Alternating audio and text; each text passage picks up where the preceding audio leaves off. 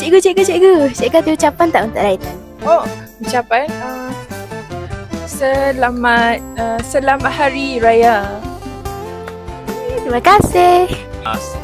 Saya mengucapkan selamat Hari Raya kepada semua warga SMK Pekan Nenas, terutamanya kepada guru-guru, pelajar serta ibu bapa. Terima kasih. Saya ingin mengucapkan selamat Hari Raya Aidilfitri kepada warga SMK Pekan Nenas. Maaf zahir dan batin. Okey, tahun ni saya ucapkan selamat Hari Raya Aidilfitri kepada seluruh warga sekolah SMK Pekan Nenas.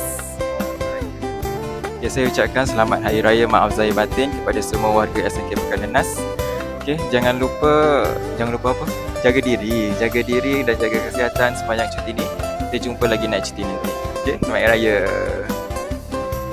Baik, saya Cikgu Razila binti Sukemi di PK Petang ingin mengucapkan selamat Hari Raya kepada semua warga sekolah. Maaf zahir batin, kira kosong-kosong lah ya. Cikgu ada ucapan raya tak untuk tahun ni? Ada. Boleh? Ucapan saya untuk semua warga SMKPN. Selamat Hari Raya Maaf Zahir dan Batin. Hentikan buli. Terima kasih. Cikgu ada ucapan tak untuk tahun ni?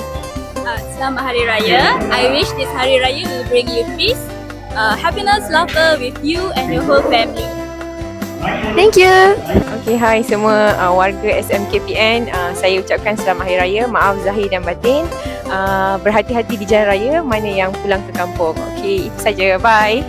Di sini saya ingin mengambil kesempatan untuk mengucapkan selamat Hari Raya, maaf zahir batin kepada yang melakukan perjalanan jauh, hati-hati jalan raya.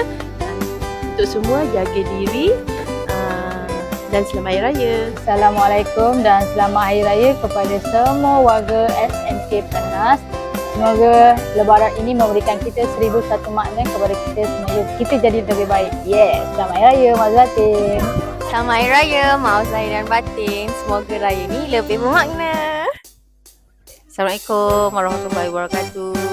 Saya Cikgu Hidayah yang mengucapkan selamat Hari Raya, maaf zahir dan batin. Salam kosong-kosong. Siapa yang balik di perantauan tu hati-hati di perjalanan.